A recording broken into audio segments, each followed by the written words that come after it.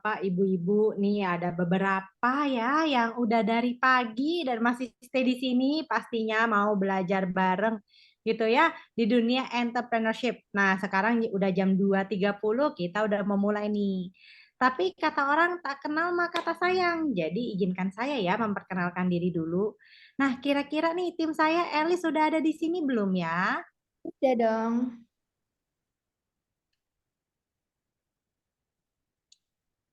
Mungkin. Oke. Nah, jadi saya mau memperkenalkan diri dulu nih. Nah, sebelum saya memperkenalkan diri, boleh dong saya lihat nih banyak banget dari teman-teman kan yang sudah di sini dari sesi pertama. Boleh nggak tuliskan di kolom chat kira-kira apa sih yang dipelajari dari sesi pertama?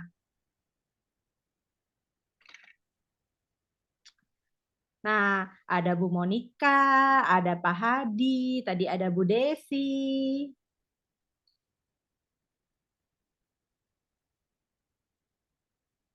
Wah, kayaknya masih malu-malu nih. Nggak apa-apa. Nanti langsung aku kenalin aja. Nah, Elis boleh dong share screen-nya, Lis? Untuk kita bisa buka acara ini ya. Jadi, sekarang itu uh, kita lagi, oh ini ada yang tulis IT butuh logika yang bagus dan fisik yang tahan banting. Bener banget ya. Jadi hari ini kita akan ngomongin soal unlock career realities gitu ya. Nah, unlock career reality sekarang kita udah sampai ke pembicara kedua yaitu Bapak Stephen Jong. Nah, Bapak Stephen Jong ini nanti kita akan tanya sendiri ya gimana sih kiprahnya dia. Nah, sekarang penyelenggaranya siapa sih? Oke, kenalin sama kami dari Tes Bakat Indonesia. Beberapa dari Bapak Ibu di sini pasti udah kenal banget, mungkin sampai terbosen-bosen ya, hampir setiap minggu ketemu sama kita ya. Hampir setiap bulan pasti ketemu sama kita. Jadi Tes Bakat Indonesia kita adalah sebuah perusahaan psikologi yang bantu orang-orang untuk mengenal dirinya sendiri. Puji Tuhan, kita sudah memperoleh beberapa penghargaan seperti rekor muri, Jakarta Sales Growth, Jakarta Best Sales Growth dari Jakarta Business Excellence Forum. Puji Tuhan, buku saya Anti Salah Jurusan sempat jadi bestseller di Gramedia dan tentunya kita menang Indonesian Best Choice Award for Education di 2021. Nah, Tes Bakat Indonesia sendiri sebenarnya sudah berada di 4 kota loh sekarang, nggak cuma di Jakarta aja, tapi juga ada di Semarang, Medan, Surabaya, dan juga dan di Jakarta sendiri kita udah ada di 3 lokasi, di Kelapa Gading, Apple Tower, dan di Puri. Nah, kalau teman-teman notice hari ini kita punya logo yang baru. Salah, tangannya harusnya ke sini ya. Logo yang baru namanya Tes Bakat Indonesia Academy. Apa tuh Tes Bakat Indonesia Academy? Oke. Jadi Tes Bakat Indonesia Academy karena berapa banyak dari Bapak Ibu yang nanganin murid setelah mengikuti hasil tes, dapat hasil tes gitu ya, terus berkata gini, oh aku disarankan IT, hukum, atau entrepreneur, kira-kira aku paling cocoknya yang mana ya? Masih bingung karena mereka ya secara potensi ada, tapi kalau secara realitanya mereka nggak tahu nih apakah mereka benar-benar cocok dengan lifestyle-nya, gitu kan ya. Nah, jadi akhirnya karena banyak permintaan dari para orang tua murid juga, kita bukalah Tes Bakat Indonesia Academy di mana kita bantu-bantu murid-murid yang sudah tahu mau pilih jurusan apa, punya beberapa opsi tapi masih bingung, jadi kita kerucutin lagi lewatin mentoring. Tim mentoring itu jadi kayak kita bantuin anak-anak dari mulai menjurnal dan kawan-kawannya. Lalu kayak job shadowing itu kayak kita kasih kesempatan buat murid belajar langsung oleh para CEO di sebuah perusahaan supaya mereka lebih dapat gambaran yang secara real ini tuh industri ini ngapain aja seperti itu. Nah, tanpa berlama-lama, aku mau colek dulu nih pembicara kedua kita, Pak Stephen Jong. Yuk kita kenalan dulu. Pak Stephen Jong ini siapa sih?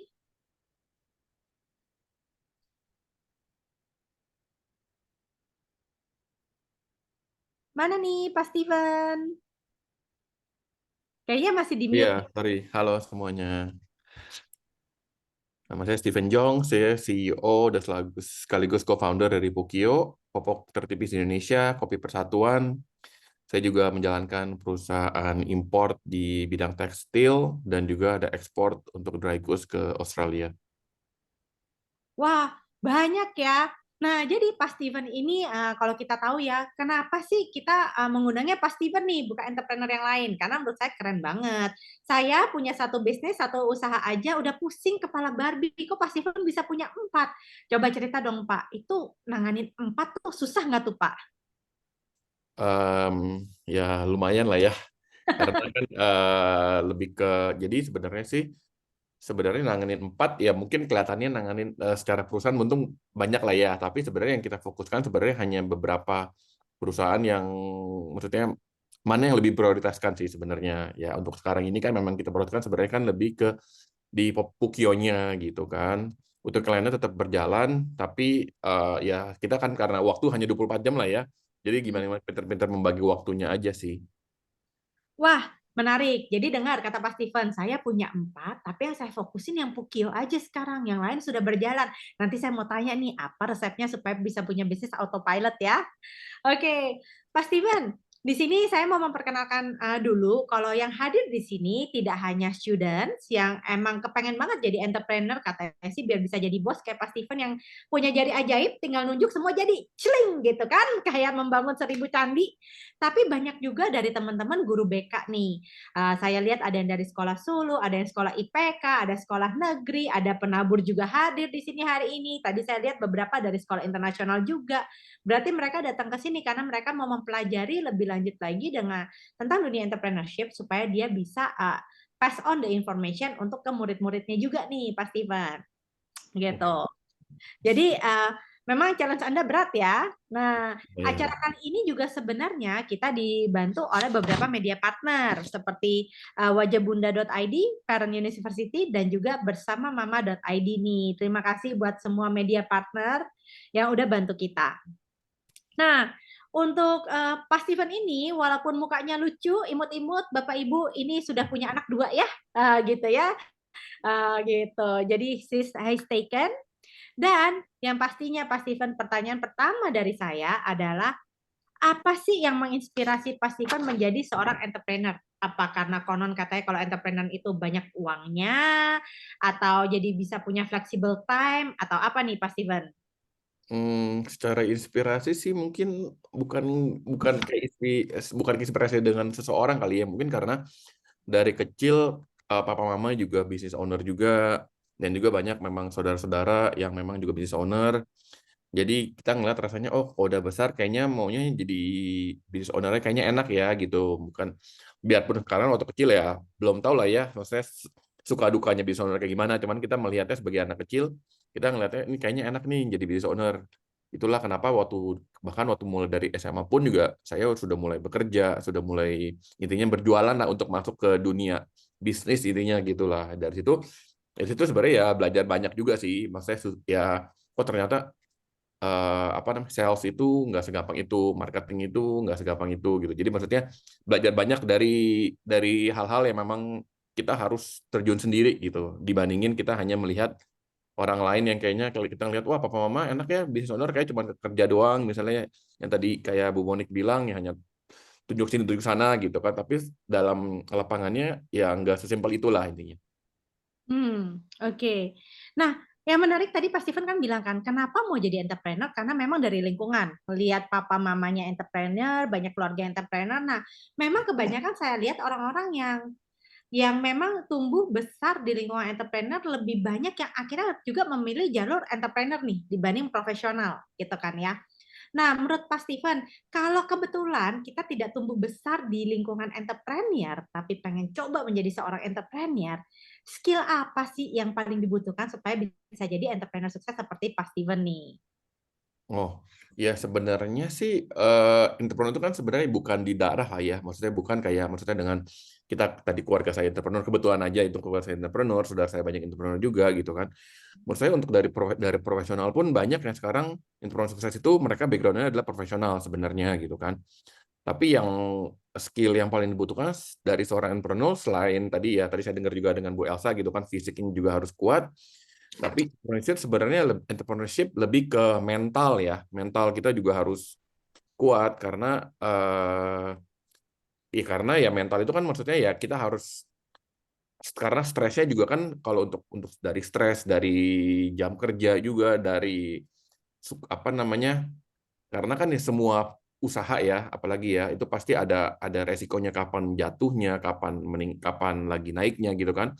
Dan itu semua yang terima adalah sebenarnya sebagai leadernya lah, sebagai ownernya yang terima gitu kan. Jadi sebenarnya skill yang terutama adalah sebenarnya mental kita juga harus kuat. Sama yang kedua adalah itu time management sih sebenarnya. Karena Hmm. menurut saya ya tadi tadi saya bilang juga satu hari hanya 24 jam. Bagaimana kita memanage waktu, bagaimana supaya kita juga bisa memberi yang terbaik di setiap kita punya project gitu. Sebenarnya begitu sih. Oke. Nah, berarti tadi kan ada beberapa entrepreneur tuh juga dari profesional nih. Nah, saya tahu di sini nih banyak school counselor yang hadir, terlepas dari orang tua juga ya. Nah, school counselor itu kan sering didatengin murid nih Pak Steven. Datengin murid untuk ditanya, Bu, aku mau ambil jurusan bisnis gitu. Nanti aku mau jadi entrepreneur. Sedangkan kan para guru BK ini kan berarti kan mereka di jalur profesional. Mungkin kan juga mungkin tadi ya secara kan entrepreneur ini punya set of apa ketidakstabilan yang ada kalau entrepreneur ya, ketidaktentuan yang ada kalau punya masalah kena duluan. Boleh nggak sih kalau misalkan apa yang seorang school counselor harus motivate the students untuk bilang, oh ya kamu tuh boleh loh ambil entrepreneurship dan kamu nanti harus begini gitu. Jadi maksudnya gimana para school counselors ini bisa kasih tahu kepada murid-muridnya, memotivasi mereka untuk tidak takut menjadi seorang entrepreneur gitu loh. Walaupun mereka kan para school counselor ini kan dari sisi profesional ya dan akademisi gitu kan. Hmm. Ya kalau dari sisi mungkin sebagai counselor ya mungkin saya juga sebenarnya sering ngobrol-ngobrol juga sama teman saya yang juga profesional yang memang kan dari profesional menjadi entrepreneurship ya lah ya, menjadi entrepreneur atau menjadi business owner, new business or maybe collab collab bisnis juga gitu kan. Sebenarnya yang memang harus dikasih saran adalah apakah itu benar-benar jalan yang mereka mau, karena bagi orang pada yang tadi ya entrepreneurship udah basic basic saya bilang sih tidak semua semua pekerjaan itu nggak ada yang mudah sih sebenarnya, betul nggak? Jadi termasuk juga entrepreneurship, karena entrepreneurship itu kita harus mengerti semua bidang, biarpun mungkin nggak banyak lah ya, mungkin sebagai contohnya sebagai misalnya seorang profesional dokter misalnya, mereka menjadi entrepreneur ya mereka sebisa mungkin menjadi entrepreneur yang di bidang kedokteran. Hmm. Ya, jadi memang menjadi entrepreneur yang di bidang yang memang mereka kuat gitu. Karena contohnya juga ada juga satu lagi teman saya itu dia profesional di bidang accounting, misalnya di bidang finance gitu. Jadi ya berusaha mulailah entrepreneur di bidang yang memang mereka suka atau passionnya mereka. Jadi setidaknya untuk mereka menerima hal-hal misalnya contoh jatuh bangunnya atau apa, tetap karena itu kan karena passion mereka, jadi mereka juga suka gitu kan. Beda sama saya, kalau saya memang background itu sebenarnya computer science gitu kan, IT gitu kan. Jadi memang jauh banget dari entrepreneurship, tapi di bidang, tapi karena saya memang demen suka dengan dunia usaha, dunia bisnis gitu kan. Jadi ya memang saya mempelajari apa namanya hal-hal bisnis itu dengan ya boleh bilang ya sendiri lah ya, dengan dulu jadi sales juga, sempat jadi apa marketing juga gitu kan, ya IT konsultan juga. Jadi maksudnya dari situ jadi kita tahu lah bagaimana dealing dengan customer, dealing dengan beberapa orang yang memang sebelumnya dulu karena saya di IT dulu nggak mengerti IT, gimana caranya menjual produk ke mereka juga gitu kan, dengan bahasa kita sendiri lah gitu. Jadi sebenarnya ya di awal untuk yang dari profesional ke entrepreneurship ya ya sebenarnya ya dari passionnya mereka, itu mereka sukanya di mana, dasarnya mereka itu di mana. Kalau itu mereka dokter ya kalau bisa mulailah dari bidang kedokteran misalnya. Kalau mereka di finance ya mulailah dari bidang finance. Itu Oke. sih kalau dari saya. Kalau menjadi seorang entrepreneur, sebenarnya entrepreneur itu juga bisa ya dilihat passionnya di mana. Jadi kalau sukanya di dunia fashion design, ya jadilah buka bisnis yang sehubungan dengan passion gitu kan. Karena entrepreneur itu hanya role-nya kita ya di perusahaan ya, Betul, bukan betul banget. kita. Nah, yang menariknya, nah kalau buat teman-teman atau students, parents, school counselors yang kalau ditanya anaknya dibilang mau jadi apa? Aku mau jadi pebisnis entrepreneur. Passion kamu apa? Belum tahu, Miss. Nah, iklan lewat. Tes dulu di Tes Bakat Indonesia. Biar kita cari tahu dulu nih passionnya apa. Ya kan? Setuju nggak, Pak Steven? Ya Ya kan? betul betul benar benar harus tes passionnya dulu, dites bakat, setelah itu baru dilihat entrepreneurship-nya nanti mau kemana. Nah, Pak Steven, yang aku menariknya, Pak Steven kan bilang ya, kalau bisa kita buka bisnis tuh yang sesuai dengan passion kita, tapi dengan skill yang emang kita udah punya nih. Nah, Pak Steven kan tadi kan kuliahnya IT nih. Nah, kebetulan pembicara sebelumnya kita, ini Bu Elsa Mayasari dari Jadi Solution tuh, dia kuliahnya IT dan sekarang buka bisnisnya itu IT. Nah, kenapa Pak Steven itu dulunya tuh ambilnya IT, tapi kok buka bisnisnya, kan katanya buka bisnis lah sesuai dengan skill yang kita punya. Dalam bayangan saya kan skillnya IT nih. Kok nggak buka bisnis IT? Apakah dulu kuliahnya salah jurusan? Sebenarnya nggak suka-suka banget gitu kan. Nah, terus dari 4 usaha yang Pak Steven punya sekarang, ada nggak sih usaha yang memang dibuatnya itu berdasarkan passionnya nih gitu? Hmm. Ya benar juga sih ya. Kalau dari sisi itunya sih betul betul. Jadi maksudnya kenapa dari IT ke bisnismen gitu misalnya. Jadi sebenarnya dari suatu saya lulus kuliah itu saya tetap di bidang IT hanya di sisi yang berbeda di sales marketingnya. Jadi di sisi sales marketingnya disitulah saya belajar bahwa untuk menjadi entrepreneur yang benar atau bisnismen yang benar adalah ya uh, maksudnya harus belajar basicnya dulu lah, intinya base dari sisi salesnya, sisi marketing lah ya. Tapi ya kebetulan karena memang saya dulu sampai sekarang juga sebenarnya passion saya tetap di IT, Hmm. tapi ya karena memang mungkin jalan Tuhan sudah ngomong yang lain lah ya. Jadi pas ketika saya dari balik Indonesia, yang saya jalankan adalah memang yang tidak berhubungan dengan IT, tapi saya bahkan berusaha untuk mengintegrasi kayak sistem IT-nya itu di setiap perusahaan sebenarnya. Bagaimana cara mengelola perusahaan itu dengan mudah. Karena kan ya kita tahu sendiri lah dengan adanya IT, teknologi zaman sekarang lah ya udah jauh beda dengan yang teknologi zaman dulu ya. Zaman dulu mana ada kita bisa webinar secara online sekarang seperti sekarang. Maksudnya bisa intinya dalam dulu mana ada namanya kata-kata WFH, work from home gitu kan. Jadi itu menurut saya itu yang sebenarnya tetap dari saya sendiri passion tetap bisa jalankan di passion IT, tapi bisa diintegrasikan ke dalam ya setiap bisnis yang saya punya gitu kan. Bagaimana? Karena kan balik lagi saya time management itu penting banget kan. Ya gimana dengan sistem IT ini atau sistem yang saya buat ini bisa membantu saya untuk manage waktu. Lebih ke Hmm. situnya kalau dari IT-nya ya. Oh, berarti kita itu juga nggak boleh pakai kacamata kuda yang cuman kayak ngomong, oh kalau kamu passionnya di IT, buka aja usaha IT atau jadi seorang IT engineer gitu ya. Jadi kata-kata passion ini kadang menjebak gitu. Dalam artian apa? Oh kalau saya suka IT, saya harus punya perusahaan IT. Tapi seperti kayak Pak Steven, ini menurut saya itu pintar banget. Dia punya passion di IT, dia punya skill di IT, tapi memang belum ada jalan untuk buka usaha IT misalkan. Berbeda dengan Bu Elsa Mayasari tadi misalkan ya. Kan dapur harus ngebul ya sebagai ayah, 2 anak, kirim anak sekolah. Jadi dia menggunakan passionnya di bidang IT itu untuk mensupport semua bisnisnya. Nah, ini juga kalau saya boleh cerita, sama mungkin dengan saya. Saya dulu kalau ditanya passionnya apa, saya passionnya jadi seorang psikolog. Tapi memang sama orang tua saya nggak boleh nih kuliah psikologi. Katanya ngapain sih cuma urusin orang gila, nggak ada duitnya. Nah, kalau saya akhirnya waktu itu kuliahnya di bisnis, akhirnya pulang ke Indonesia punya 2 pilihan dong, mau kuliah psikologi lagi 2 tahun atau gimana kalau kita buka perusahaan psikologi. Walaupun saya bukan jadi psikolognya, paling nggak saya tetap berkecimpung di passion yang saya suka. Jadi kalau saya melihat dari 2 hal ini, mungkin Bapak Ibu tuh juga jangan terjebak dengan kata-kata passion gitu. Banyak orang yang terjebak bilang, oh kalau saya passionnya itu nyanyi, saya harus jadi penyanyi. Gak juga, ya kan bisa aja punya sekolah nyanyi gitu kan, atau bisa dijadikan hobi. Jadi dengan kata-kata passion ini kita juga harus cermat ya dalam bagaimana kita bisa menggunakan passion kita itu ibaratnya sebagai supporting kita punya karir juga bisa. Jadi di seminar saya yang judulnya Passion into Profession, sebenarnya saya bagi. Passion itu ada yang bisa menjadi title pekerjaan, kayak misalkan ya, passion di dunia psikologi jadi ibu psikolog, atau jadi industri tempat kita bekerja, yaitu ya udah seperti saya, akhirnya saya membuka perusahaan psikologi, atau seperti Pak Steven, passion itu dijadikan sebagai support system dari menjalankan perusahaannya, kan seperti itu. Jadi ada 3 aspek nih mengenai passion. Nah, Pak Steven, tadi Pak Steven kan udah bilang ya, bahwa dunia entrepreneurship tuh berat banget. Kita sebagai leader tuh harus menanggung semua resiko yang ada gitu kan ya.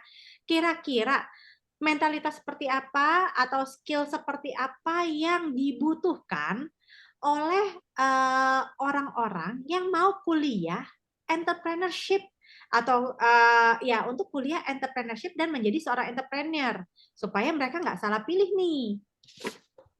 Ya, saya kalau untuk kuliah saya nggak tahu ya apakah ada jurusan khusus entrepreneurship lah ya. Tapi kalau yang saya pelajari dari dulu adalah salah satu sifat yang memang kita butuhkan untuk sebagai bukan entrepreneur sih untuk sebagai punya bisnis lah ya, untuk sebagai business owner atau sebagai profesional pun bahkan kita harus mau tahu eh, tentang seluk-beluk perusahaan yang kamu kamu jalanin misalnya. Contohnya, saya dulu pernah kerja di sales marketing.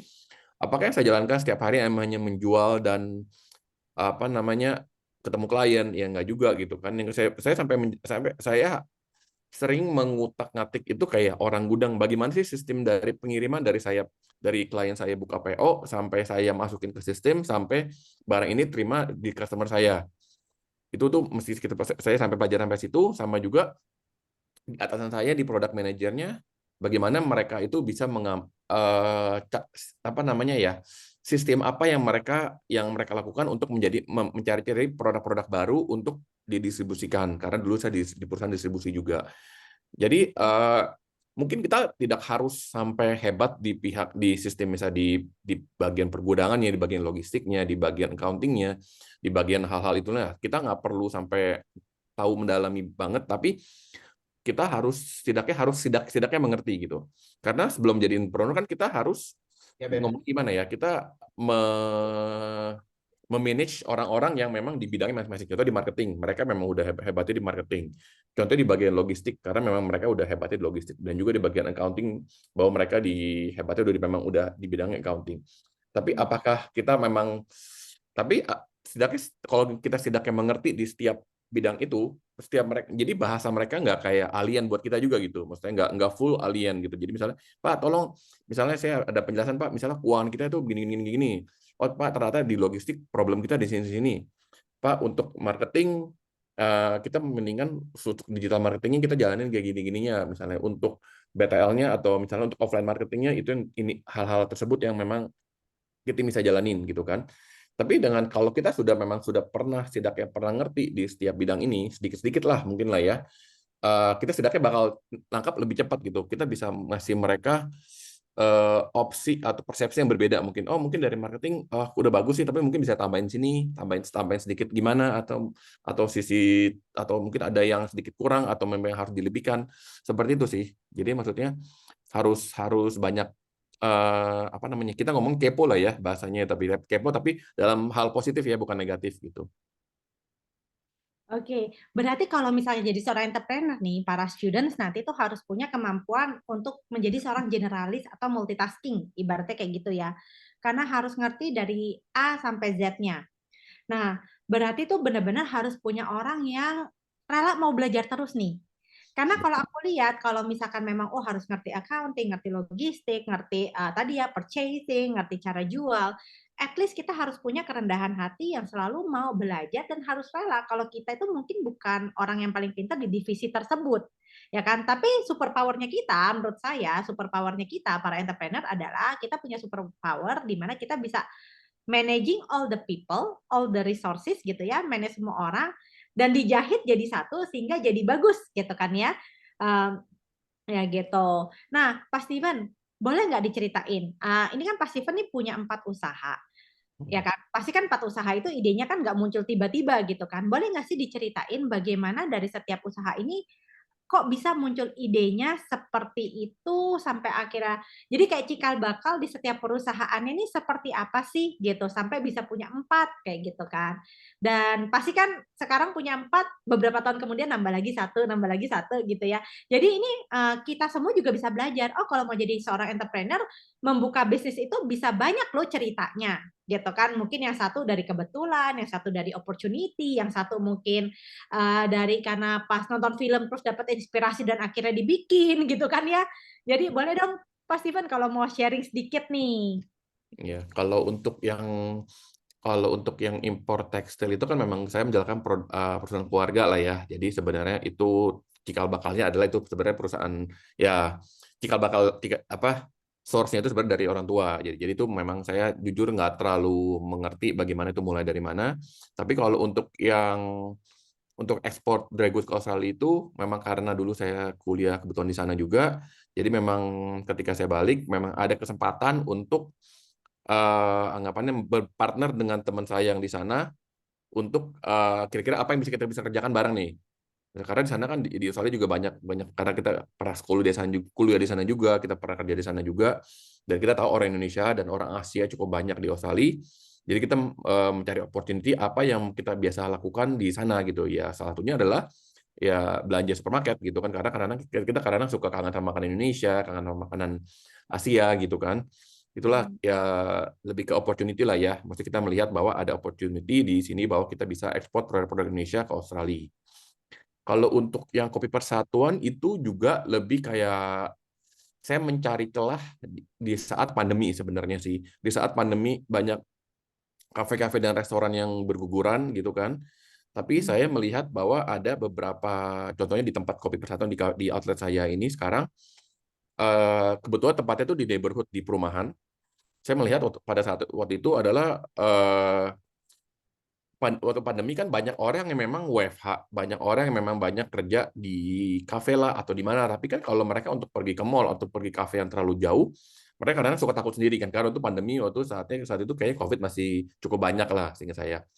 Nah, jadi kan mereka mau mencari tempat yang nyaman, aman, dan untuk ya intinya untuk sambil mereka mencari ganti suasana baru selain di rumah mereka yang ya gitu-gitu aja lah gitu kan. Jadi akhirnya kita berpikir, oh gimana kalau kita jadi bikin coffee shop yang memang intinya yang harganya reasonable, wifi-nya juga cukup bagus, dan tempatnya nyaman, jadi mereka itu bisa kerja. Itulah kenapa di coffee shop kita siapkan colokan di setiap titik ya seperti kafe-kafe seperti yang lainnya yang kita udah tahu sekarang lah ya. Jadi supaya mereka bisa kerja, mereka bisa menghilangkan kejenuhan mereka kerja di rumah atau bahkan mungkin nongkrong sama yang tetangga-tetangga mereka gitu kan. Yang biasanya by phone atau misalnya ngobrolnya cuman ya by Zoom misalnya, jadi kan bisa mereka ada tempat nongkrong tapi tidak jauh dari rumah mereka. Dan itu memang menurut saya itu cukup berhasil waktu awal-awal kita di 2 bulan 3 bulan pertama memang banyak customer kita yang ternyata begitu gitu. Hmm. Oh ternyata nih ada tempat ya dekat rumah yang lumayan kita bisa buat nongkrong, bisa berketemuan gitu kan. Hmm. Kalau untuk yang Pukio ini sebenarnya karena saya juga punya anak, jadi saya pernah lihat waktu waktu waktu dulu itu kebutuhan bayi anak saya ya lah cukup banyak lah ya dari susunya lah, dari skincare-nya, dari mainannya lah, dari popok bayinya gitu kan. Cuman ya dari situ ya kita melihat kira-kira ada opportunity nih kayaknya pemakaian untuk anak, apalagi kita sebagai orang tua ya kita pasti harus memberi yang terbaik untuk anak kita gitu kan. Jadi saya lihat kayaknya ada opportunity di produk bayi gitu kan. Itulah kenapa saya waktu itu sama dan partner saya yang teman-teman saya juga, jadi untuk mencari opportunity di produk baby sebenarnya. Cuman produk baby kan terlalu besar tuh, jadi kita mencari mana yang entry barrier cukup mudah supaya bisa diterima sama masyarakat Indonesia. Jadi ya long story short ya kita akhirnya memutuskan untuk membuat popok bayi gitu kan. Popok bayi ini tapi popok bayi ini bukan popok bayi yang biasa juga, karena kalau popok bayi yang biasa since background saya juga marketing, jadi saya mesti harus melihat angle yang berbeda bagaimana kita menjual popok bayi yang apa nggak boleh dibilang ya berbeda dengan yang udah ada di Indonesia lah. Itulah kita kenapa kita membuat Popio ini sebagai popok bayi tertipis. Itu Wah, sih. popok bayi tertipis ya. Seberapa tipis tuh Pak Steven? Nah, popok kita hanya 2 mm ya, tapi daya serapnya kita sama dengan popok bayi yang biasanya kok. Jadi udah dites juga. Oh, oke, oke. Udah bisa nyerap air segalon kayaknya ya. Ya. Belum sih ya kalau segalon lah ya, segalon cukup besar itu. Iya. Oke. Nah, kalau dari tadi yang Pak Steven itu udah cerita, aku tuh nangkep beberapa esensi nih untuk seorang entrepreneur. Yang pertama bisa aja bisnis opportunity itu datang dari pengalaman hidup. Kayak tadi ya Pak Steven bilang, karena dia di Australia suka kangen makanan Indonesia, akhirnya dia menjadikan kisahnya dia itu jadi pain point. Pain point tuh kayak masalah yang dia tuh mau coba kasih solusi kepada market gitu kan ya. Makanya dia ekspor lah makanan Indonesia ke Australia. Nah, yang kedua, bisa juga kita tuh membuat sebuah perusahaan tuh karena melihat peluang. Aku tuh tersentuh banget waktu pas Steven tuh bilang gitu ya, waktu pandemik, aduh pandemik semua orang stres gitu kan ya, nggak ada cuan, nggak ada uang, tapi malah Pak Steven itu punya mentalitas entrepreneur yang bukannya nyerah terus dia bilang, "Aduh gimana nih?" gitu, tapi malah dia melihat peluang tadi ya buka coffee shop, Kopi Persatuan, akhirnya menampak peluang gitu kan ya. Nah, yang terakhir juga Popo Pokio dia menggabungkan dia punya personal life, dia punya pengalaman hidup bersama peluang-peluang yang ada dan tadi juga Pak Steven bilang ya melakukan riset dulu, ya kan? Dia riset dulu di Indonesia ada seperti apa, dan sebagainya gitu kan. Nah, jadi mungkin, buat kamu-kamu yang mau jadi entrepreneur nih atau ngambil kuliah entrepreneurship, oh ya tadi Pak Steven nanya kan, "Ada nggak sih kuliah entrepreneurship?" Udah ada. Jadi kalau dulu di Indonesia ada kan cuma ekonomi ya, terus ekonominya dibagi tuh, ada accounting, finance, marketing, manajemen gitu kan ya. Sekarang sudah ada berdiri setunggal namanya entrepreneurship. Udah ada baik di perguruan tinggi negeri maupun perguruan tinggi swasta.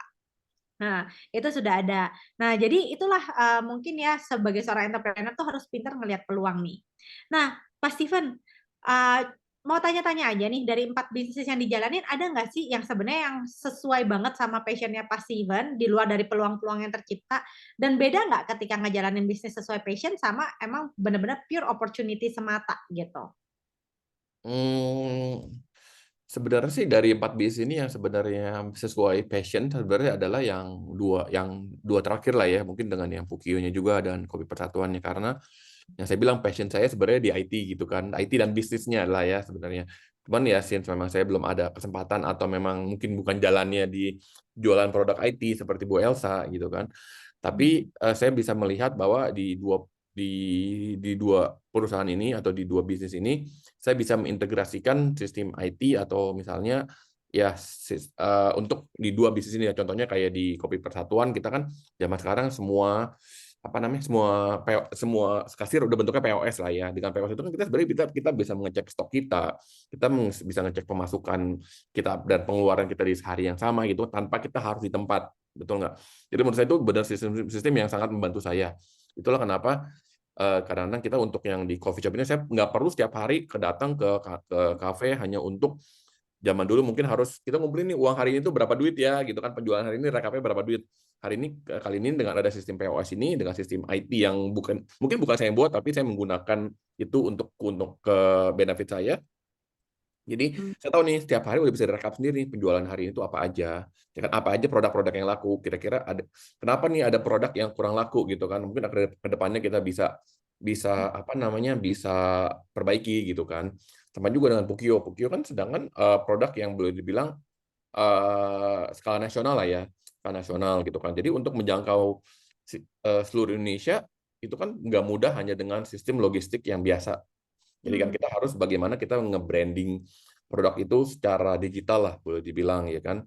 Hmm. Jadi itulah kenapa kita di sisi itunya juga kita suka gitu di digital marketingnya, dari sisi apa namanya saya ngomongnya apa ya, lebih sisi logistik pergudangan di sana kan biasa juga mereka ada kayak namanya cloud cloud apa ya, saya lupa namanya, mungkin cloud database, sorry, cloud database. Saya bisa melihat di gudang-gudang di Surabaya dan gudang kita yang di mana di Batam. Jadi kita bisa lihat juga di sana kira-kira stok kita di sana berapa, tapi tanpa kita harus di sana. Tapi itu baik lagi tergantung semua hal ya untuk sekarang ini masih bergantung dari orang yang memang input ya lah ya. Jadi tapi di luar human error itu sangat-sangat membantu kita sih. Maksudnya membantu saya juga dalam menjalankan bisnis gitu. Karena jadi passion saya di IT, saya menggunakan ya tadi pagi saya menjalankan sistem IT, sistem distribusi di setiap perusahaan. Hmm. Oke, nice, nice. Nah, Pak Steven, banyak orang berpikir, oh enak jadi entrepreneur, jadi bos, banyak duit, tinggal nyuruh-nyuruh, perintah aja, udah kayak jin botol, semua tersedia. Bagaimana menurut Pak Steven mengenai statement tersebut? Dan sebenarnya realita yang dihadapi itu apa sih oleh para entrepreneur? Nah, jadi ini semua parents atau students bisa dengar dari Pak Steven. Terus semua school counselor kalau ada murid yang cerita, karena Pak Steven jujur, kalau orang ke saya tanya, kamu mau ambil jurusan kuliah apa? Biasanya yang dijawab tuh cuma tiga. Ditanya gini, Miss, jurusan apa yang banyak duitnya? Ya, itu yang pertama. Yang kedua gini, Miss, kalau saya mau bikin kayak Gojek, kayak Traveloka tuh jadi apa ya? Jurusannya apa ya? Pakai, wah, ke startup terus mikirnya. Yang ketiga adalah, aku mau jadi entrepreneur, enak nih, banyak duit, tinggal nyuruh-nyuruh. Nah itu tuh 3 tuh jawaban murid kalau ditanya mau jadi apa, ya kan? Hmm. Nah, gimana tuh menurut Pak Steven? Bener nggak sih entrepreneur tuh cuma tinggal nyuruh-nyuruh, uangnya banyak, anak buahnya banyak. Nah, jadi ini school counselor tuh juga bisa kasih tahu murid-muridnya realitanya seperti apa sih? Ya, itu menurut saya itu persepsi yang mungkin yang orang yang memang belum atau belum pernah atau belum melihat terjun langsung lah ya. Jadi ya dulu juga waktu saya kerja profesional juga saya ngeliat ya jadi entrepreneur enak lah karena saya lihat bos saya kayaknya enak ya gitu ya. Maksudnya kerjanya cuma nyunyur saya doang gitu kan. Tapi di luar itu pas saya terjun ke dunia entrepreneur itu ternyata beda gitu. Dunia profesional kita hanya kerja mungkin 9 to 5 gitu kan. Di luar kerja kita bisa ngumpul-ngumpul sama teman, kita bisa intinya bisa have fun pergi ke mall atau kemana gitu kan. Tapi entrepreneurship itu yang saya lihat ya otak itu bekerja 24/7 sebenarnya. Ya Hmm. mungkin ya yang jadi karyawan saya juga karena saya juga sorry sama mereka juga gitu kan, kasihan sama mereka karena jam 11 malam tiba-tiba saya ada kepikiran apa gitu kan, tiba-tiba mau ya mereka tolongnya besok gini-gini gitu kan, tolongnya gini-gini gitu kan. Tapi kan jadi ya karyawan saya ya otomatis bukannya saya menyuruh tapi kan maksudnya mumpung saya ingat dan mungkin ya kebetulan kebetulan itu divisi dia. Jadi tolong ya remind saya besok ada ini nih, takutnya saya lupa gitu misalnya. Dan juga dari sisi satunya lagi adalah yang orang bilang tinggal nyuruh doang. Baik lagi kita kalau menyuruh tapi kita tidak bisa menjalankan sendiri, itu menurut saya itu yang gimana kita bisa buat KPI ke kita punya tim. Contohnya kamu mesti ada penjualan sekian ya misalnya gitu kan. Bagaimana kita bisa menyuruh orang bikin KPI seperti itu kalau kita aja belum pernah di lapangannya gitu maksudnya. Kayak dulu awal saya memulai Kopi Persatuan, apakah saya bakal mencari sebenarnya saya bisa gampang mencari barista untuk kita rekrut supaya bisa membuat kopi misalnya gitu kan. Tapi enggak, saya terjun sendiri dari belajar bikin kopi sampai mencari jenis kopinya gitu kan. Mencari banyak bahan bakunya itu sendiri saya jadi benar terjun ke lapangannya. Saya yang hadapin customernya kira-kira ada masukan apa tentang minumannya atau dengan makanannya. Dan juga saat Pukio pun juga saya yang awal-awal ya itu basically ya one man team gitu kan. Memang ada karyawan yang memang kerja gitu, tapi kan saya kemana-mana saya ikut mereka gitu. Saya mau tahu mereka itu bagaimana sih pas di lapangan, mereka itu apa namanya, apakah yang apa input dari vendor, apa input dari klien gitu kan. Ya kalau sekali lagi jadi kalau dibilang memang jadi entrepreneur itu enak, ya nggak juga gitu sebenarnya. Kelihatannya doang, kelihatan di depannya doang enak gitu. Depannya doang kayaknya enak ya tinggal nyuruh, tapi di belakangnya itu otak kita itu kan bekerja 24/7 ya. Jadi boleh dibilang kita kadang-kadang kalau saya pun kadang jam 2 pagi pun suka kebangun tiba-tiba untung aja di zaman sekarang ada handphone gitu kan, tinggal ngetik apa aduh tiba-tiba kepikiran ini ya, ketik-ketik gitu kan. Tapi kalau profesional mungkin ya tanpa kerjaan yang menekan gitu kan, mungkin kalau orang pajak mungkin saat lagi lapor pajak mungkin mereka nggak bisa tidur gitu kan. Tapi kalau di luar itu kayaknya mereka mah ya maksudnya 9 to 5 ya udah gitu setelah pulang mereka bisa teman temannya gitu nggak usah mikirin kerjaan nggak usah mikirin ini gitu kan. Kalau kita kan mesti mikirin kerjaan juga mesti mikirin ide baru bahkan mikirin tim kita juga, aduh tim kita happy nggak ya, kira-kira chemistry antar teamwork ini gimana nih, kok kenapa misalnya kadang-kadang ada tim kita yang suka clash dengan tim tim lain gitu misalnya dengan orang antar karyawan juga gitu secara internal, itu kan kita bisa yang harus cari solusi kan kita juga gitu kan. Mereka tidak, kita bisa jadi intinya menjadi wasitnya lah gitu kan. Jadi ya boleh dibilang ya kita mesti harus tahu semua hal, jadi wasit juga gitu kan, jadi kuli juga kadang-kadang gitu kan, jadi mandornya juga, jadi ya pokoknya intinya jadi semua hal sih sebenarnya kalau jadi entrepreneur. Jadi balik lagi tadi saya bilang tidak semudah yang orang-orang lihat gitu. Nah, tos dulu Pak Steven ya. Ya, betul. Nah, ini ada timnya Tes Bakat Indonesia yang di sini. Jadi lihat ya suka nge-WhatsApp anak buah jam 11 malam bukan cuma saya ya. Iya, betul. Oh, ternyata sama ya. Semua sama ya. Tapi sampai akhirnya waktu itu saya install satu aplikasi Pak Steven namanya tuh WhatsApp Sender. Jadi bisa diklik, misalkan saya mau kirim WhatsApp ke Elis, saya setting jam terkirimnya kapan. Ya sama, kalau malam-malam kan kalau kita punya ide takut lupa di WhatsApp gitu kan ya. Hmm.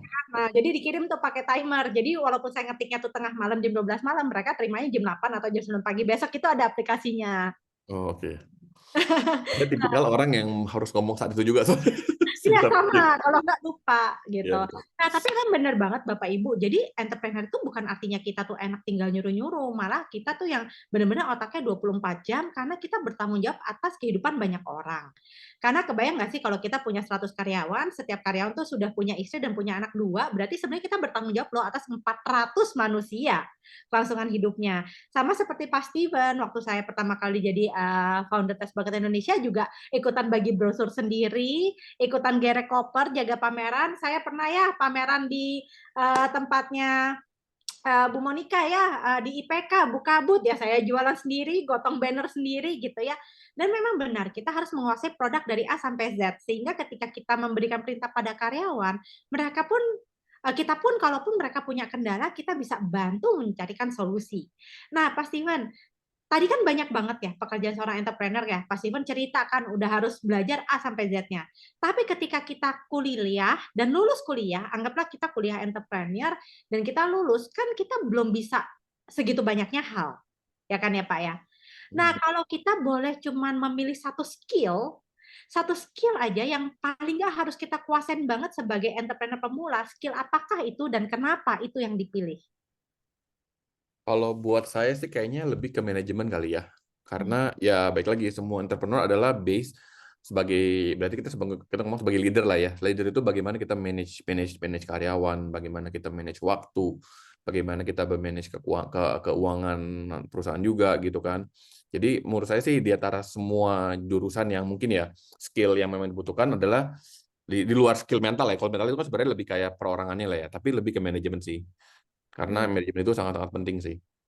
Oke, berarti skill manajemen yang nomor satu. Nah, jadi Bapak Ibu, kalau students-nya bilang atau anaknya bilang, saya mau jadi seorang entrepreneur, ajarin dulu nih dari sekarang manajemen skill. Manajemen skill itu mudah, dari mulai submit PR-nya nggak telat. Mungkin bisa loh dimulai dicoba dari kayak dikasih project-project sederhana. Yuk kita belajar jualan kue yuk. Kalau lebaran targetnya mau jualan 100 packs gitu. Kira-kira nih mau cara jualannya kemana? Nah itu bisa sebenarnya dari semasa mereka SMA itu sudah mulai kita bikin project-projectnya gitu. Nah tadi kan Pak Steven juga udah bilang ya ternyata menjadi entrepreneur tuh realita sama apa yang dibayangin orang tuh bedanya jauh banget. Nah, kita sadar banyak orang yang suka salah kaprah nih tentang sebuah industri. Makanya Tes Bakat Indonesia pun sekarang membuat sebuah program yang namanya job shadowing. Nah, job shadowing ini kita bekerja sama dengan banyak perusahaan dan para CEO untuk bisa ikutin dia langsung selama beberapa hari untuk bisa ngerti, oh jadi seorang entrepreneur tuh kerjanya kayak gini loh, buka bisnis tuh kayak gini loh gitu ya, supaya mereka tuh bisa tahu realitanya nih, nggak cuma salah kaprah aja.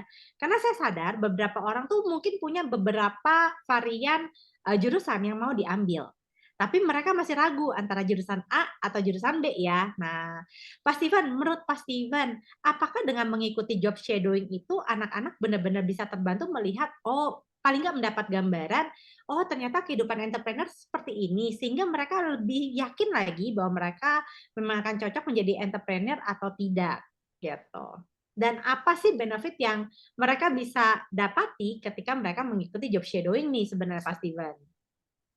Ya, sebenarnya sih kalau untuk peserta job shadowing ya mungkin nanti yang bakal ikut saya ya itu tadi saya bilang ya kemungkinan ya mereka bakal melihat sendiri bahwa tidak semudah atau tidak sesimpel yang mereka pikir hanya nyuruh-nyuruh doang karena bahwa kita harus berpikir lebih keras dibandingin tim kita gitu kan karena tim kita hanya intinya mereka punya persepsi sendiri. Bagaimana kita bisa berpikir dari persepsi yang berbeda gitu kan. Jadi itu satu lagi. Dan juga sebagai entrepreneur kan kita selalu intinya mencari peluang di setiap usaha lah ya. Misalnya bakal dengan apakah nanti ke depannya mau ekspansi kah atau misalnya mau buka bisnis baru kah atau yang lain-lainnya dan mungkin nanti bakal saya kasih masukan juga, saya kasih input. Oh, kenapa bisnis ini bagus, kenapa bisnis ini nggak bagus, kenapa bagaimana intinya menghitung semua risk manajemen resiko di setiap bisnis karena kan setiap bisnis pasti punya resiko masing-masing ya kan. Tapi bagaimana kita membuat opportunity atau membuat usaha yang memang risknya sedikit mungkin tapi dengan hasil yang memang sesuai dengan kita punya target gitu kan. Dan juga ya mungkin ya setelah itu ya mungkin bakal diajak keliling ya, baik lagi karena kan sebagai sebagai apa namanya entrepreneur juga, sebagai leader juga kan, kerjaan saya mungkin hanya hubungan dengan nggak dengan selalu berhubungan dengan teknis, ya kan, nggak tenang. Jadi biasanya itu saya di lapangan, biasanya dengan ketemu dengan klien, ketemu dengan vendor, ya kan. Bahkan kadang-kadang juga berbicara langsung dengan customer yang retailnya, misalnya kalau lagi jaga pameran gitu kan, hanya melihat ngomong gimana ya, lebih kayak mau tahu input mereka, oh kenapa sih milih produk kita gitu kan, kenapa produk apa yang mereka udah pakai sekarang, apa yang membuat mereka itu pindah produk kita. Jadi sebenarnya dari hal-hal tersebut sih, mungkin itu dari job shadowing bakal, dari partisipan job shadowing bakal tahu itu sih. Hmm. Oke, boleh nih kita coba putar video dulu ya. Kira-kira nih seperti apa sih program job shadowing-nya bersama Pak Steven Jong ini?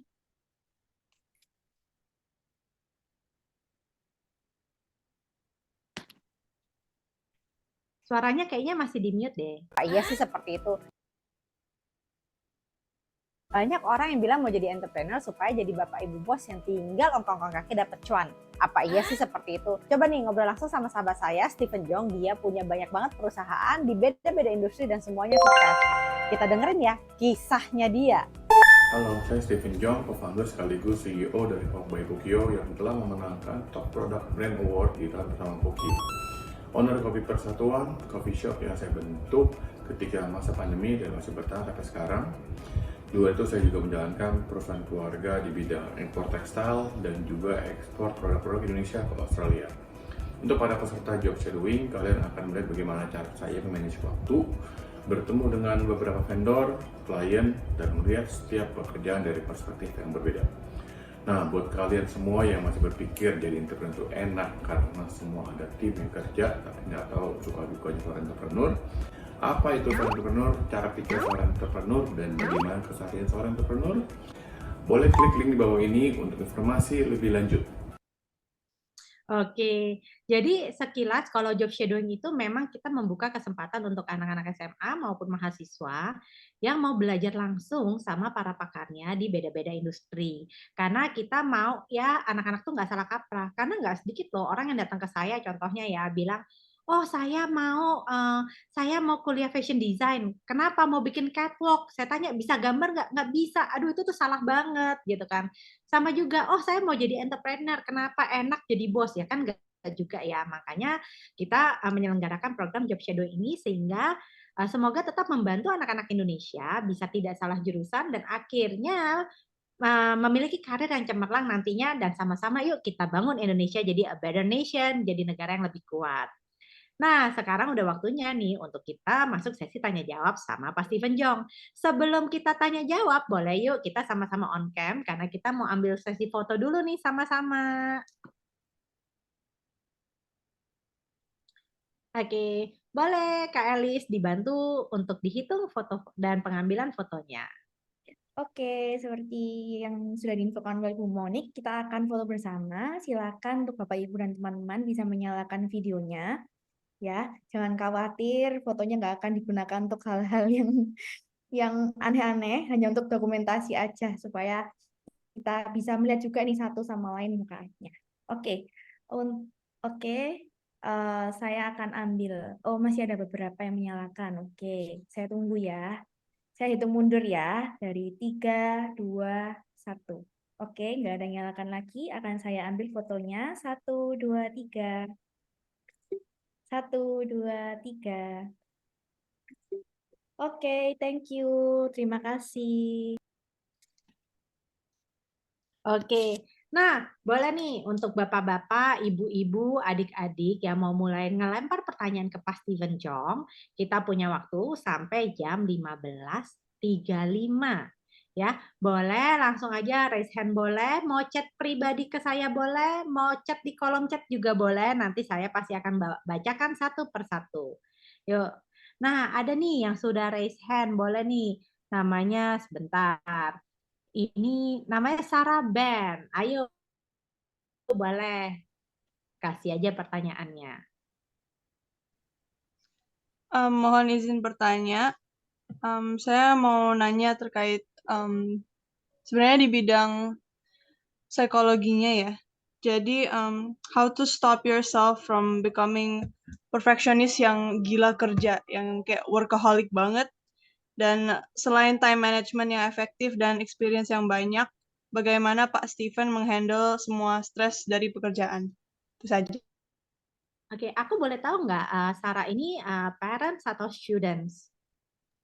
Saya student. Kelas berapa dan sekolah di mana? Saya kelas 10 dari SMA plus Pembangunan Jaya, Bintaro. Oh, oke. Kelas 10 dari Pembangunan Jaya Bintaro. Boleh Pak Steven gimana supaya nggak jadi workaholic gitu ya? Mungkin beliau udah takut nih dengar cerita Pak Steven yang Iya. katanya bisa kerja sampai jam 2 pagi. Jangan-jangan Sarah ini tadinya udah mau ambil jurusan entrepreneurship jadi ragu gitu kan? Dan bagaimana time manajemennya? Ya, jadi kalau dari saya sendiri ya apa namanya? eh saya juga kebetulan juga tuh pernah ambil psikologi juga sedikit, jadi saya tahu lah maksudnya suka dukanya untuk ya psikologi karena kadang seperti apalagi tadi dengar cerita saya yang suka kadang 2 pagi kepikiran gitu kan, kayak mesti kerja kadang-kadang sampai jam 11 malam juga kadang sampai ya cukup banyak lah. Jadi kalau untuk berhenti jadi workaholic itu sebenarnya bagaimana kita memanage waktu sendiri, bagaimana kita juga menahan diri kita sendiri sih. Karena workaholic, sometimes it's good, sometimes it's not good, tergantung dari situasinya. Kalau memang kita sudah mendekati deadline, ya udah otomatis ya saya nggak ngomong workaholic lah, workaholic kayaknya menurut saya terlalu ekstrim lah ya. Lebih kayak bagaimana kita tuh membereskan kerjaan kita sesuai dengan deadline-nya gitu kan. Apakah itu kerja memang harus sampai lembur kah atau memang bagaimana kita memanage waktu kita, mungkin dicicil dulu kerjaan dari contohnya dari hari-hari sebelumnya gitu kan. Karena saya sendiri juga sedikit agak perfeksionis juga. Jadi saya make sure bahwa setiap hal yang saya kerjakan itu atau tim saya kerjakan itu memang udah sesuai dengan standar yang memang saya setting gitu. Jadi tapi saya juga mengerti bahwa stress level itu juga mesti harus di-manage. Nah, bagaimana nge-manage stress level itu? Ya, salah satunya adalah ya kita harus tahu when to stop. Kadang-kadang ya kita kadang balik lagi workaholic is not a good word, sama juga kayak kita ngomong alcoholic lah. Orang minum alkohol sedikit mungkin sometimes is good, tapi alcoholic it means like people yang drink too much. Jadi too much of everything is not good. Termasuk juga kerja gitu kan. Orang bilang oh kalau kerja semakin keras semakin bagus gitu kan. Sebenarnya nggak juga gitu kan. Kita mesti ada work life balance-nya juga kan. Jadi untuk memanage stres itu adalah caranya bagaimana kita harus tahu when to stop. Misalnya contohnya kita harus manage, oh pokoknya jam 8 malam apapun yang terjadi, saya harus stop. Saya mesti harus istirahat misalnya 1-2 jam misalnya itu. Atau diam itu ngapain? Jangan jangan berpikir tentang kerjaan atau jangan berpikir tentang sekolah. Berpikirlah tentang apapun yang kamu mau suka lakuin, apakah menonton kayak atau dengerin musik kayak atau main game. Nah, setelah kita udah mulai calm down, barulah kita mulai lagi gitu. Karena kadang-kadang kalau kita kerja terlalu banyak, terlalu keras juga, otak kita kadang-kadang penuh ya. Dan otak penuh justru ide-ide itu justru ide yang harusnya ngomongnya gimana, ngomongnya harus keluar, idenya keluar, tapi malah jadi tertahan gitu. Karena kita terlalu stres dengan yang kondisi sekarang. Jadi kayaknya mesti cara manage-nya adalah dengan kita harus stop. Bahkan nanti banyak hal-hal yang memang kita pas ketika kita break nih, kita break 2-3 jam itu, oh ternyata ada ide baru ya. Ternyata harusnya saya ngelakuin halnya harusnya terakhir salah nih. Harusnya mendingan ada cara lain yang memang bisa dikerjakan dengan cara lebih cepat atau dengan cara lebih mudah misalnya. Jadi sebenarnya cara manage stres adalah bagaimana kita manage diri kita sendiri dulu sih. Oke, pesan sponsornya adalah kalau udah capek sama kerja, dibanding dipaksain melipir dulu ke Kopi Persatuan ya, supaya Ya, ide-ide baru. ya betul juga. Nah, kalau saya boleh nambahin, gimana sih cara kamu itu bukan menjadi workaholic ya, tapi menurut aku tuh juga kamu harus bisa set target nih. Kadang orang tuh kerja terus karena nggak ada goalnya. Kebayang nggak sih kalau orang main bola tapi nggak ada gawangnya? Atau orang ikut lomba lari maraton tapi nggak ada finish line-nya? Makanya kan lari terus ya. Nah, jadi dengan kamu itu bisa nge-set target, misalkan saya mau punya penjualan 1 miliar selama 1 tahun, mata kamu tuh akan tertuju ke angka itu. Nah, ini balik lagi tentang prioritas. Kalau sekarang kamu dari targetnya aja masih belum achieve, pastilah ada waktu-waktunya kamu harus kerja lembur banget supaya kamu bisa achieve targetnya. Tapi ketika targetnya sudah ter-achieve, udah tinggal nyantai-nyantai di Kopi Persatuan, jangan jadi serakah, dikejar terus. Wah, achieve 1M, baru bulan Agustus, naik yuk jadi 2M, nggak kelar-kelar. Itu yang saya bilang kayak kamu main bola tapi nggak ada gawangnya, gitu kan ya. Nah, semoga itu membantu. Nah, ada lagi nih yang nanya nih Pak. Selanjutnya adalah, oke, bentar.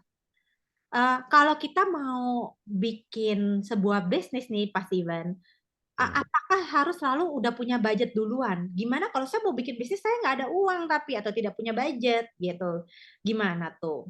Hmm, kalau menurut saya sih ya, kalau dulu saya budget sih mungkin ada lah, tapi saya nggak selalu bilang adalah semua bisnis butuh budget yang besar. Kadang-kadang hanya kita mengorbankan waktu pun juga kadang kita bisa mulai dari situ sih. Karena dulu waktu saya zaman SMA, saya nggak punya budget gitu kan. Memang saya keluarga saya ngasih uang secukupnya aja lah untuk makan, untuk hidup lah ini gitu. Apakah budget yang saya lakukan adalah dulu saya awal-awal jualan CD lah kalau nggak salah, saya lupa. Caranya adalah saya eh, contohnya dulu saya menjual CD, tapi CD yang kosong, tapi saya isi sendiri gitu, lagu-lagunya saya isi, saya jual.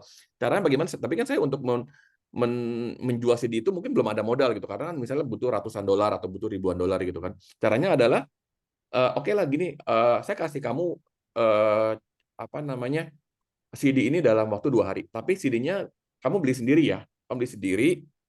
Jadi kita hanya menjual servisnya dulu. Setelah servis itu uangnya itu sudah terkumpulkan, baru kita pelan-pelan kita mengumpulkan budget sendiri.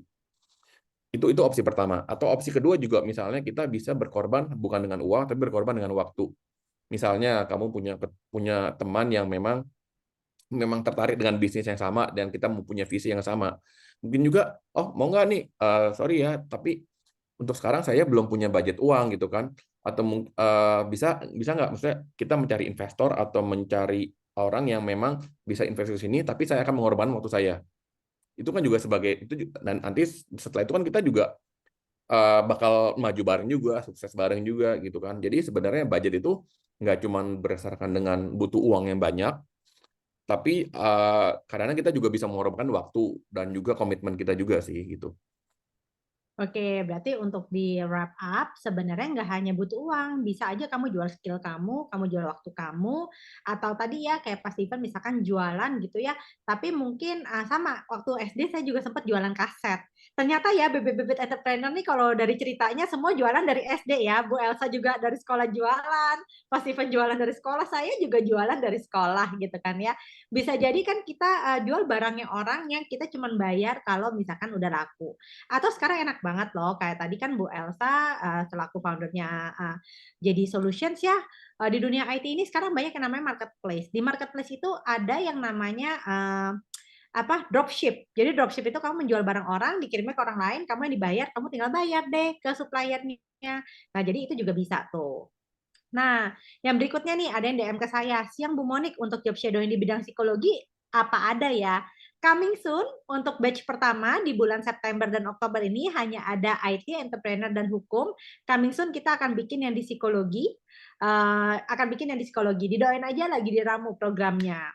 Nah, ada juga yang DM tanya, bagaimana cara membuat bisnis yang kita jalani menjadi terkenal di berbagai kalangan nih, Pak Steven? Kalau untuk menjadi bisnis terkenal itu sebenarnya bukan, kita nggak pernah berfokus untuk menjadi bisnis yang terkenal sih ya sebenarnya. Dari sisi bisnis itu kita selalu melihat bagaimana kita membuat bisnis ini mempunyai target sekian. Misalnya contohnya dengan Kupukio gitu kan. Target saya adalah KPI saya adalah membuat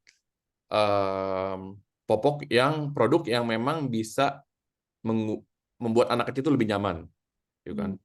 Jadi sebenarnya kita cara pikirnya itu sebenarnya harus yang sedikit diubah sih. Jadi kita tidak melihat bagaimana Pukio menjadi terkenal ya, itu dengan apalagi nanti setelah kita ketemu customer yang memang bisa memberikan kita testimoni bagus ke teman-temannya sendiri, bisnis itu bakal menjadi terkenal sendirinya sih.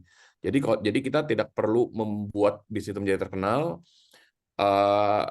Maksudnya bukan berarti kita nggak fokus ke marketing ya, kita tetap harus ada kayak marketing, mempromosikan produk kita gitu. Tapi tujuan kita adalah bukan menjadi Pukio itu harus diterkenal, Kopi Persatuan harus diterkenal.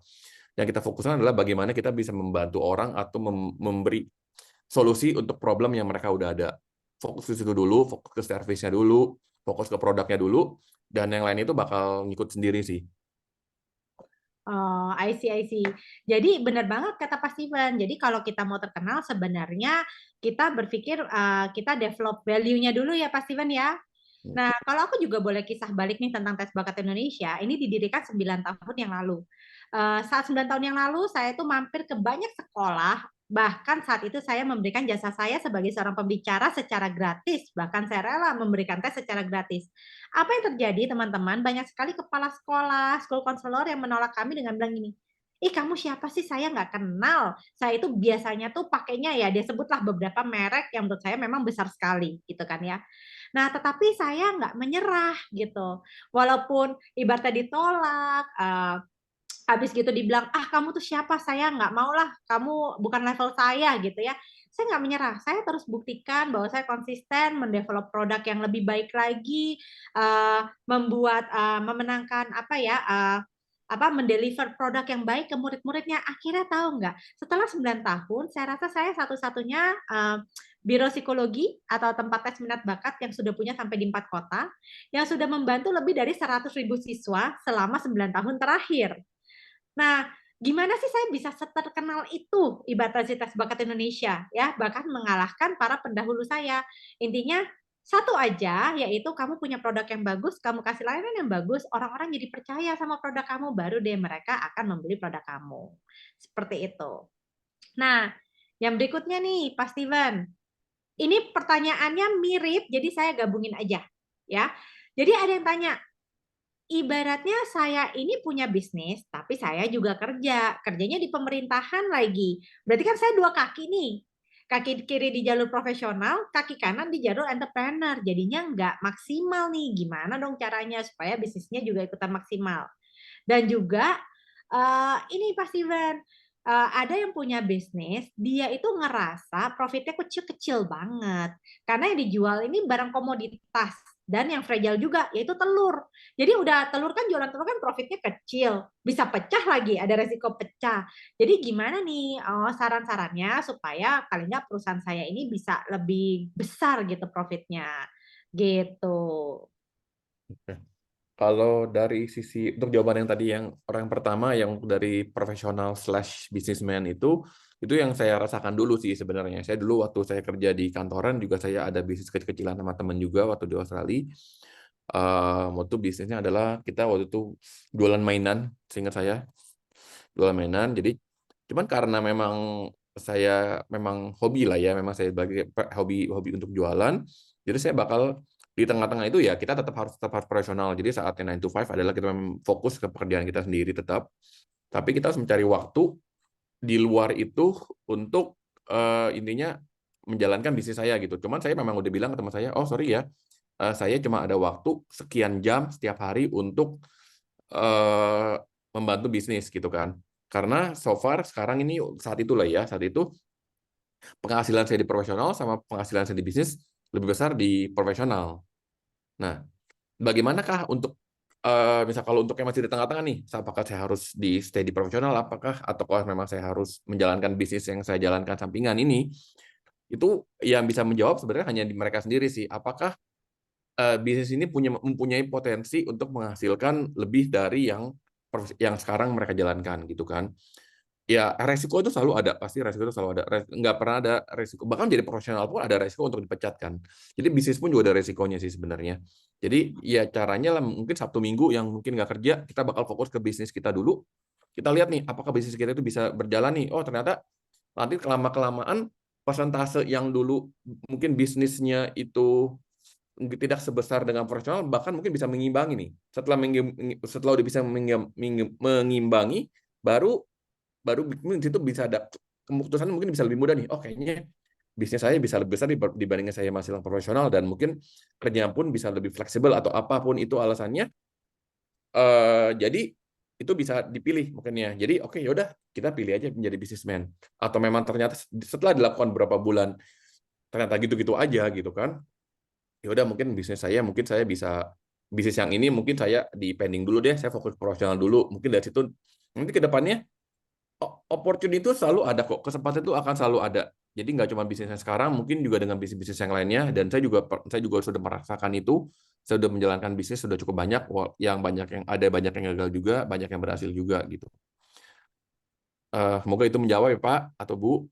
Nah untuk yang kedua tadi yang masalah perusahaan apa toko telur ya komoditas ya. Nah komoditas telur itu kalau ya saya tahu sih karena perusahaan saya juga di FMCG kan ya untuk yang ekspor juga FMCG untuk yang Pukyo juga sebenarnya komoditas gitu kan.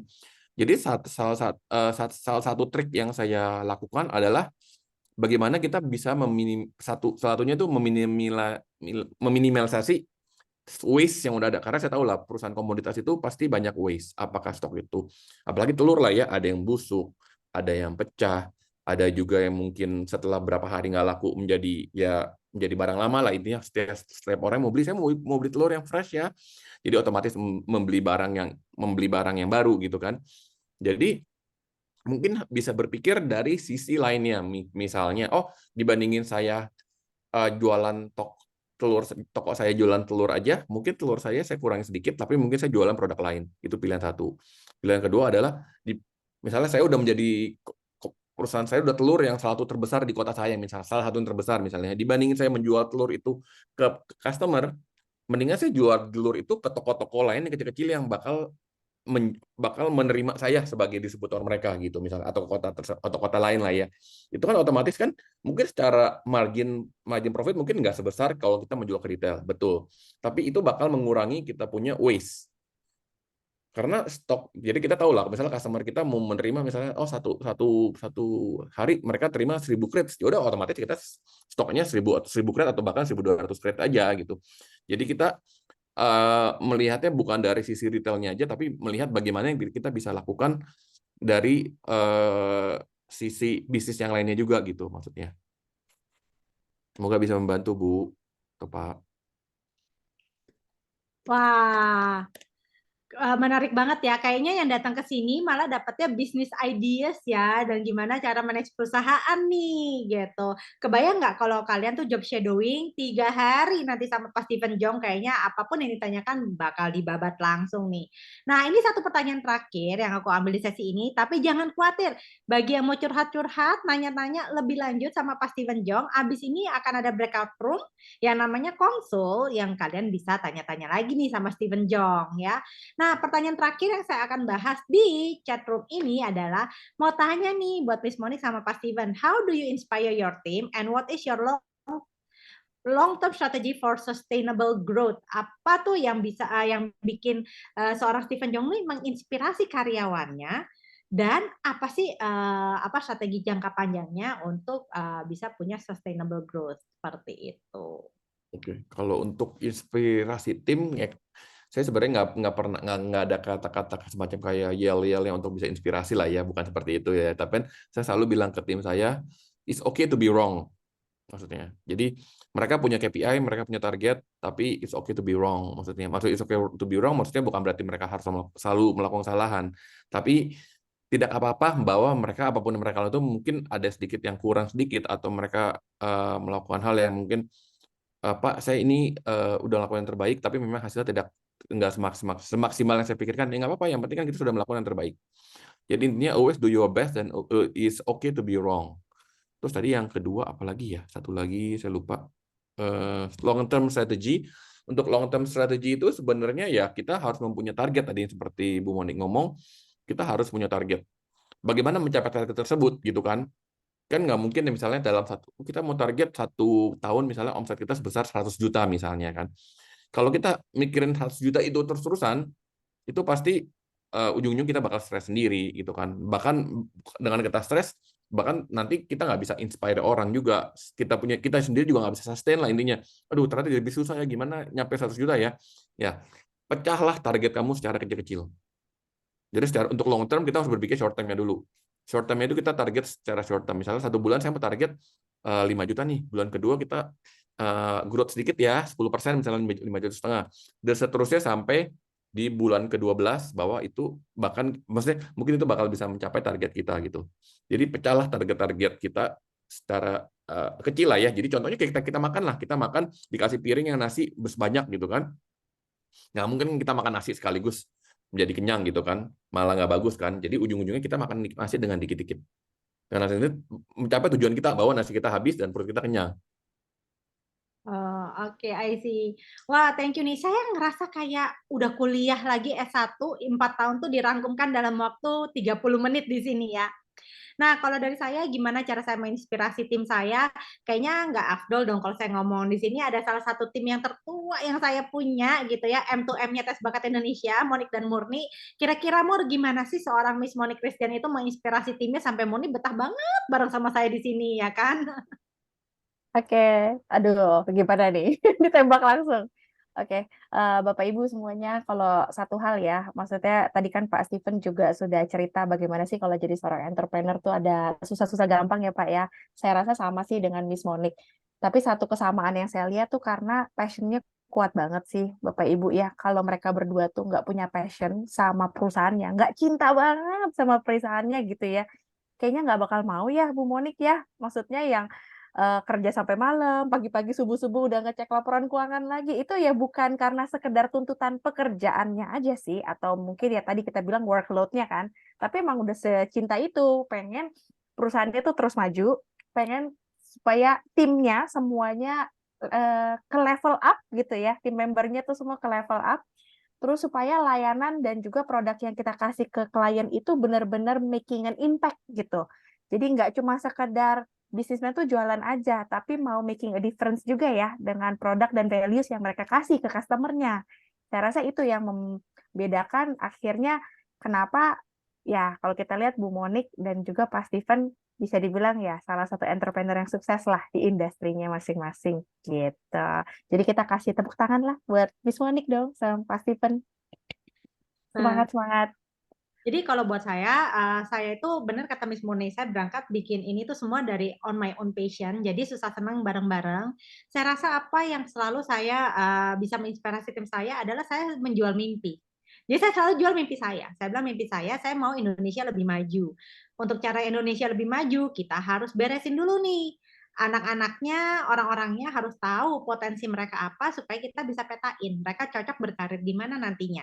Kalau semua orang kuliahnya tepat, sekolahnya tepat, kerjanya tuh di bidang yang tepat, the right man in the right time, in the right position, harusnya mereka akan menjadi highly perform ya. Jadi orang-orang yang punya performa yang baik, otomatis uang itu akan mengikuti. Jadi saya menjual mimpi-mimpi saya selalu ke tim saya.